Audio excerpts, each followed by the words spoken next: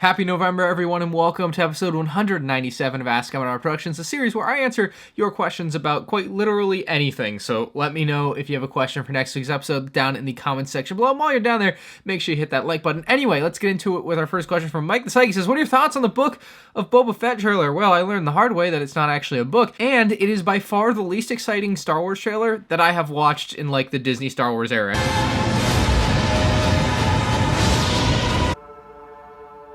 Please,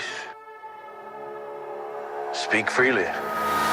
This one didn't give a lot, and that's good, I think. I think that bodes well for the show, because they didn't show their hand, which is really nice. What they did with The Mandalorian last year with the trailer is the trailer only had scenes that were in the first 4, and I think there were 8 episodes, so the first half of the season.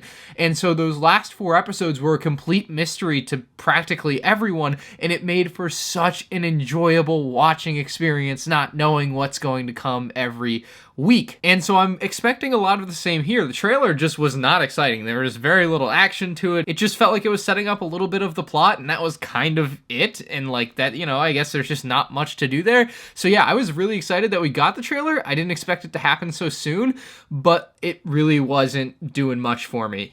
Some of the other trailers, like those episode 7 trailers, like the music for that was just spectacular, and it just gets you going with goosebumps, and this one just didn't do a lot for me. This guy's name is Count Ravioli, and his picture is Count Dooku in a chef's outfit.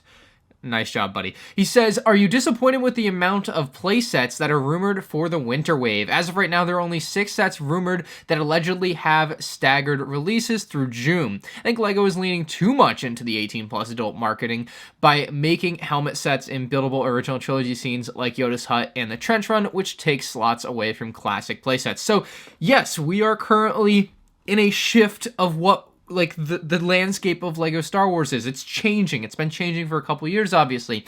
I don't see it as a bad thing that some of these, what would have been, another A-Wing, is now like a buildable trench run. It's just something different. It's something fresh, and it's just not inherently bad to me. Yeah, it's taking away potential spots for other things, which could have otherwise been maybe, original trilogy, or rather prequel stuff that a lot of us want, like Palpatine's arrest or something, like there's definitely that argument to be made, but I don't necessarily see it as a bad thing that they're spicing it up and doing different things, because they certainly need to if you don't want to have something become stale. So yeah, I don't see it as a bad thing, and I still think they're making a fine amount of other play sets on top of the 18+ sets. I think if you look back, it's kind of crazy. LEGO makes a lot of sets, and I want to say they're making like 600 sets now a year or something like that. It's like just 10 years ago or 15 years ago, I remember like 2005, they made like 200 sets in a year. So there's a lot more now than there was back then, and I think people might forget that. So yeah, keep that in mind. There's a lot, but I get your point. You definitely seem to be in the market for not 18+ sets, and if that's you, then yeah, this sucks for you, but I think for the majority of people, they like this sort of stuff, and that's the direction LEGO is heading. Brick Boy Alex says, as someone who loves Halloween, I've never owned a Hidden Side set, but love the look of some of the sets. Do you recommend any? Which ones are the best for $25 to $80 budget? Thanks for your help. The 2 that I owned were the School, which was like $130, so you're probably not going to be able to fit that in your budget unless you can find it like somewhere or somehow online for stupid cheap. But really the one that I always was really drawn to, because they had never made one for like LEGO City or anything, at least that I had seen, was the school bus. I bought the school bus when it came out. I thought it was amazing. I still do. It was like a $60 set. I don't know what it's going for on eBay, but it assumedly fits in your budget. I would definitely recommend the school bus. Plus, I think it was the school bus that came with the porta potty that was a monster. That was really dope. So like, yeah, that's the one you gotta have if you're gonna buy a Hidden Side set in that range. Next up from Black Nintendo, also like his profile picture, says, when the Skywalker Saga comes out, whenever the heck they stop delaying it, will you play it on the main channel? No, and I might not even play it at all. I don't know, man. I'm like, my video game love for anything that's not Call of Duty is just non-existent right now, and it's like a really hard thing for me to explain to people, because like they just kind of assume that if I like the physical product, I will therefore like the video game and enjoy playing it. And I tried to play the original 6 episodes game. I don't know why I can't think of the name, but the complete saga, maybe a couple months ago, and I got through like the first 3 episodes, and I was just like, It's just not exciting at all. So yeah, right now the only game I play is Call of Duty, and that's the only game I care to play, and the only game I will care to play for the foreseeable future. I also, like, at one point really wanted to go professional in that game, so that's also part of why that has been so ingrained in me for so long. I definitely will buy it, though. I'll buy it. It'll be part of the collection. Plus, I need that Blue Milk Luke, but, like, yeah, I don't know. Like, I don't want to make any promises, because it will let people down if I don't end up playing it, so don't, like, expect it, which is a weird thing for me to say, but, like, I just don't know if I'll play the new LEGO Star Wars game. I just don't know if I care enough. Mr. Thanos says, now that almost every set has been revealed with the exception of the AT-AT, what is your favorite minifigure of 2021? I know which minifigs are in the AT-AT, and none of them will be my favorite minifig of 2021. I think it was always going to be Gar Saxon. The color scheme of Gar Saxon, just in general, I like the yellow to red and orange, like, scheme there. Like, just a very hot color scheme. On top of that, you have the horns on him, which are proper for his character, and they look really cool. He's got a nice face underneath. Love his weapons, his jetpack, and everything. Like, just an amazing minifig from this year. So in previous years, there have certainly been some letdowns. There are also some really good figures that LEGO has been putting out, and you definitely want to give credit where credit's due there. Gar Saxon is, like, an incredible... That's a figure that I could very easily see being $100 5 years from now. And everyone's like, oh, how did that happen? It's like, well, like, he's just a really goddamn good minifig, man. James says, what would LEGO Star Wars as a department need to do over the coming 2 years to earn your faith and love back? I think it's obviously more important for them to earn the faith and love back of the fandom as a whole. I think they have completely lost that over, like, the last year and a half, and with that, mine as well, obviously. And there's a few things they could do, like release Phase 2 Cody for, like, $10. That'd be great, please. Like, it's well overdue. You should have done it 2 years ago, and you've said nothing, and it's amazing that they can be so quiet about something that the fans want. It's like, why not just say something, you know? Like, to me, it's so dumb, and I will never, like, understand it, but you have a company like Hasbro. I have some Black Series on the background that I just got in the other day in the Tumblr. But literally, they had their Hasbro Con the other day, and instead of revealing products that were already leaked, they revealed stuff that I don't think, like, I pre-ordered stuff the other day that I will not get until, like, August of next year. And they were showing it. All LEGO would have to do to, like, to appease the fans and quell everything is be like, we're gonna release a Phase 2 Cody. We hope to have it out within the next year. Bam, done. Oh, everyone's happy as hell. They just can't do stuff like that, or they don't do stuff like that. It's not that they can't, because clearly they can, because Hasbro does it. And that's what it is. It is what it is, link in bio. I think their communication needs to be, like, a lot better. It's just, quite frankly, terrible. I really think LEGO should highly consider hiring a community manager for LEGO Star Wars. Like, the only reason I suggest this is because Call of Duty always used to have one. I think they still do, but I don't know. But, like, there's like a guy on Twitter whose literal job is to, like, talk to the fans and, like, be the voice between the community and the company. And, like, LEGO, through their ambassador program, thinks it's a good idea for, like, when I was in the ambassador program, because that's what they kind of consider as, like, the voice between the company and the fans. It's like, no, it doesn't work like that. Clearly, it has not worked very well for them. They should literally hire somebody whose job it is to do that, especially for LEGO Star Wars, which has such a ginormous fan base compared to really any other LEGO theme. Like, you don't see LEGO Ninjago channels with 400,000 subscribers. You just don't. Shout out to my boys, Generic Stud, Jim Blade, D. Tenaglia. For me, personally, though, it's all shot right now. It sucks. I don't like it. I've said this a million times. Yeah, whatever. I'm not going to go back down that path. But for the fandom as a whole, you just got to, like, it's really simple. Like, just do what people ask. They're going to buy it. They're going to be happy. And do it right. Like they made the gunship, right? They're like, this is not what you asked for. And they made the gunship, but they didn't do it right. And that's, at the end of the day, what matters, is doing things the right way. And they didn't do it the right way. I've done a lot of things the wrong way in my life too. I get it. But, like, God, it seemed pretty easy to do it the right way from the outside looking in with the UCS gunship and the File First Battle Pack and the brickheads. And they're just not. Anyway, moving on from Davini Boyapati. He says, in your opinion, what is the possibility of LEGO releasing a Clone Wars Legacy line featuring remakes and new sets from seasons 1 through 7? I'm curious, as LEGO made a LEGO Ninjago Legacy line. Although Ninjago is a LEGO-owned franchise, I think it's possible for LEGO to do this for the Clone Wars. I would personally love this, and I think it would do really well. So I think something like this could come about in, like, 7 years. So 2008 is when the Clone Wars began. So 2028 would be the 20th anniversary of that. I guess we're already starting the what could LEGO make for the 20th anniversary of Clone Wars in 2028? But like realistically, like you look at things. Let me grab this. This may not be the best example, but I got the File First Trooper Black Series here, and it's got 50th anniversary of Lucasfilm on it. And Lucasfilm and Star Wars, and they obviously did this with The Empire Strikes Back. They do a lot of these like, here's an anniversary for a thing. We're gonna do more of this stuff, like as just a whole marketing thing for our entire company, for Lucasfilm, Disney, whatever. And so I could totally see in like 2028, they do a Clone Wars Legacy line 20 years later, revisiting a lot of the stuff. That's a long time away. It's not particularly ideal for the world we live in right now, where instant gratification. We might be waiting 7 years for like a legitimate revival of a Clone Wars subline from LEGO Star Wars. Not that, it might just be a wave.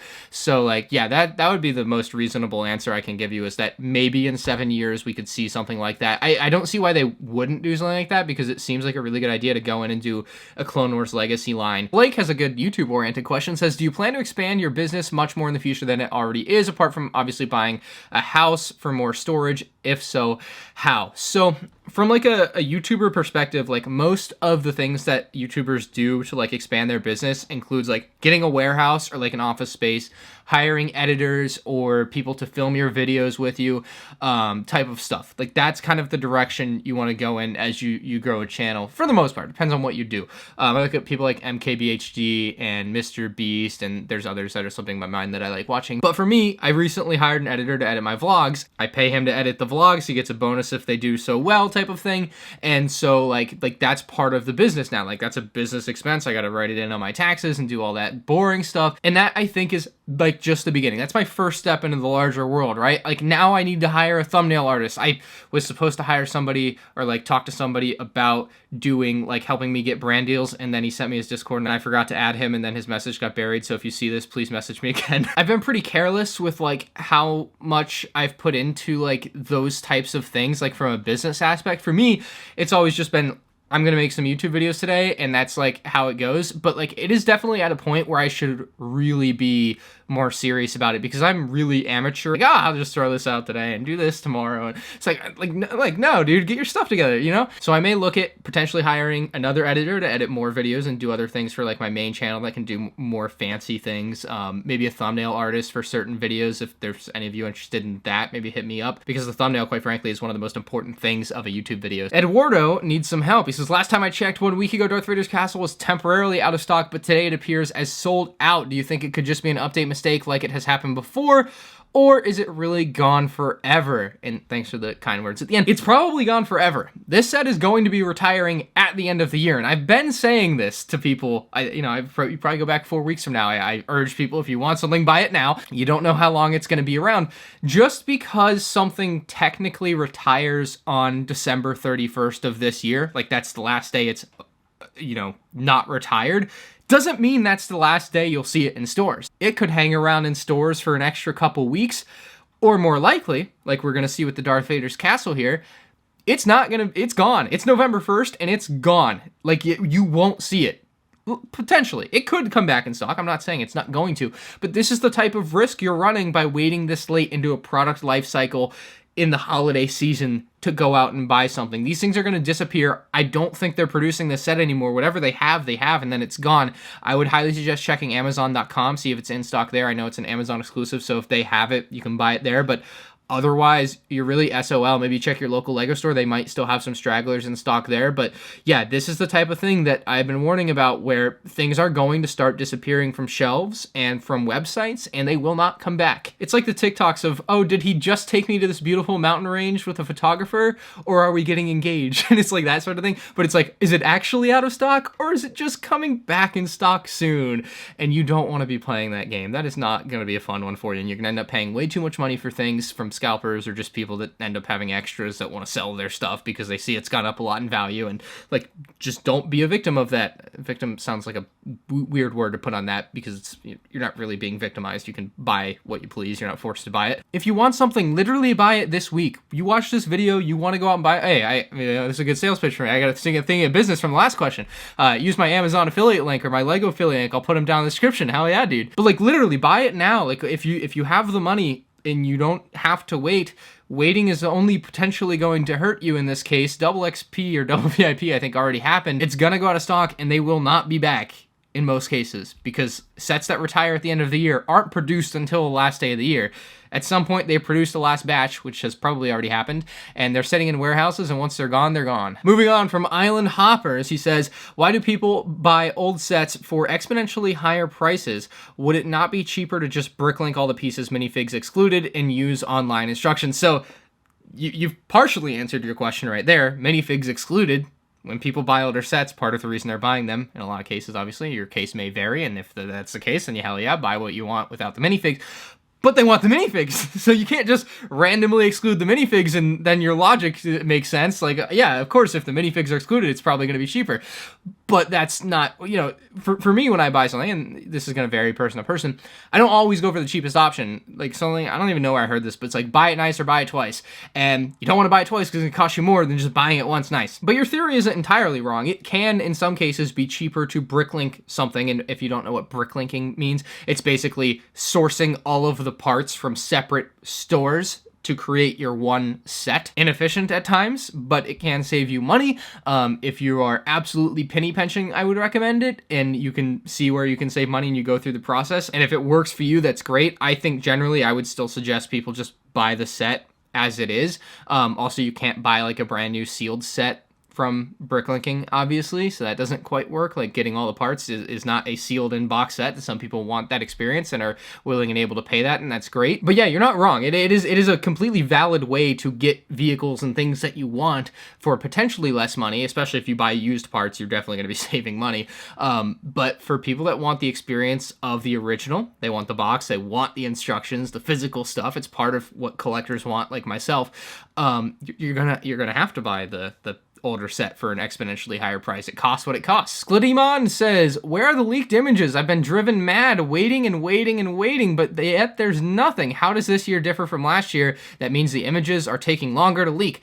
How does this year differ from last year? I have no idea. Not a clue. Every year is different. There's not like something you can point to that's like, hey, because of this thing, these images didn't leak until a month later. Beats me, bro. I couldn't tell you. I think they used to leak in early August, but that's a long old memory now from the early 2010s. But yeah, they have been slowly getting pushed back as far as they leak. But yeah, I'm really surprised the at least the AT-AT hasn't leaked, because that picture has been, or multiple pictures of that have been flying around behind the scenes. But nothing has actually surfaced publicly. Rather, like, I'm honestly shocked it has not leaked. But maybe I'll make a video talking about what I've seen, because there are other LAN members who have done that, and it's fine apparently. So I guess I should be able to get away with that as a non-LAN member, right? So maybe you guys would enjoy me talking about what I've seen with the UCS AT-AT and everything that I know about it. But as far as the other 2022 sets, really does beat me. I can only assume either retailer catalogs didn't go out, or there's like some extra layer of protection there, and that's the only thing that you can really guess. 2 questions from Rod. I'm going to answer the second one first, so we'll just read it now. He says, what do you know about LEGO Universe? Did you have the game? So I saw he had just gotten some LEGO Universe stuff in, and pretty funny, because LEGO Universe to me was never anything more than like a little advert in the LEGO catalogs I used to see, I think. That's like all I kind of maybe remember about it. It was like, oh, I'm going to go look at the new summer 2011 LEGO Star Wars sets. Oh, here's this dope Republic frigate, and here's Darth Maul Sith Infiltrator. LEGO Universe, who cares about that? Next page. LEGO Universe advertised, may it rest in peace.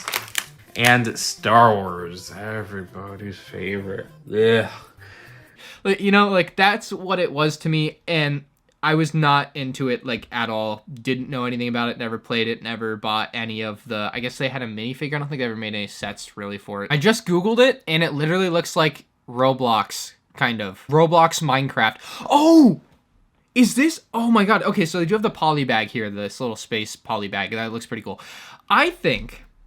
No, this had to be some... No, okay. Yes. So actually what I know about LEGO Universe, or what I think I know, and I think I actually talked about this a few weeks ago, but essentially this thing flopped and failed. It was only went for a couple years, and after it failed, Minecraft was for sale, and LEGO had the potential to buy Minecraft, but because this failed, and I guess lost money or whatever, they didn't want to put the money into buying Minecraft, when obviously that would have worked out very well for them. So that's the other thing I know about this game, or at least I think that's the way that it went down. But yeah, LEGO Universe is just a blip on the radar. And the other question is, I know you touched a little bit on the fact that LEGO are making the Office set. I know there's like 15 plus main characters in the show. So in your opinion, what is A, ideal, B, worst case, and C, most likely minifigure selection in terms of numbers, and who are they? So I think the absolute worst case for the Office has to be 4 minifigs, and that would be Michael Scott, Dwight Schrute, Jim, and Pam Halpert, or Pam Beasley if it's the earlier season, I guess. So, like, at the end of the day, like, that's what I look at as, like, the absolute worst case scenario is that they would only do, like, 4 figures. If it's, like, a $120, $200 set, I think you have to have at least 10. I think that is both ideal and most likely. I would love to have the 15 plus character lineup. I think that's probably reaching a bit for something you would want out of a set that the LEGO group makes, but I don't find it to be entirely impossible. Most likely in my mind, we'll end up with like 8 or 9 of the most popular characters. No matter what, I think people are going to be upset that their favorite character isn't included. Like if Stanley's not included or Creed isn't included. Like Creed's probably just not going to get included, and that's going to suck. Like he's probably one of those fringe minifigures that we're not going to see. 101 Brick says, did you hear about what happened at the LEGO retail store in Pike Place Market, Seattle? What are your thoughts on Legos being stolen like this? All right, so I Googled this and I found a news article, and like, man, every time there's a new news article about Lego, there's a really bad pun. Let me read this first paragraph for you. Police arrested a downtown store owner and recovered thousands of dollars worth of stolen goods after a prolific thief and a determined security guard led investigators to disassemble a Lego trafficking operation brick by brick. So, unfortunately, stolen Lego is not all that uncommon. It's actually pretty crazy. This guy must have been stealing stuff up until very recently, because it looks like this article is on October 18th, and some of these sets, I think, came out, like, October 1st, like, City Stunts and stuff, and the Eternal sets. Like, there's some very recent stuff here. So this guy's been stealing stuff for a long time, obviously. I do wonder how they did it. Like, it's interesting because there's a few different ways that people end up stealing the product from what I've learned over the years. Some people just brazenly walk out of the store. Oh, Seattle's in Washington. I know there's like laws in California and like San Francisco where they'll just walk into stores and steal things, and it's like they literally can't prosecute them, which is really dumb to me. But that aside, like you could literally just walk into a store and walk out of a Lego set, I guess, if you're that bold. And then like the other way that I know a lot of like thieves will steal Lego, and it's because specifically in my town, I remember in like 2011, specifically in the Palm Bay Walmart, and what I noticed is on the bottom of some of the sets, there would be a barcode over the barcode. So it wasn't the barcode for the original item. So basically what somebody was doing is they would come in, stick a fake barcode onto the bottom, or a fake barcode that actually worked, but it was the barcode for an item that would assumedly be substantially cheaper, and then they would go scan the thing. It would seem like they're actually buying a thing, but it would be, you know, $140 Millennium Falcon. Hey, now it's $27, and you're walking out of the store with a $110 easy profit when you go to sell it on eBay or whatever. But ultimately, justice has prevailed here in Seattle. But yeah, I don't think they ever found the guy who like stole Republic Attacks Lego. To dig up that old memory. It's been a few years. That's crazy, man. But yeah, I don't think they ever found that guy. Final question from Mickle says, assuming the LEGO UCS AT-AT comes out on Black Friday at the cost of $800, what would a Black Friday deal look like for this particular set? It would look like a man walking up to you on the street, beating the crap out of you, stealing all of the money out of your wallet, and then leaving. Because they're not going to give you a deal on a set they just released for $800 just because it's Black Friday. Oh, and then after they steal your $800, they'll give you a big box. Anyway, thank you guys so much for watching. If you enjoyed, hit the like button. If you're new to the channel, subscribe. And if you have a question you want answered on next week's episode, leave it down in the comments section below.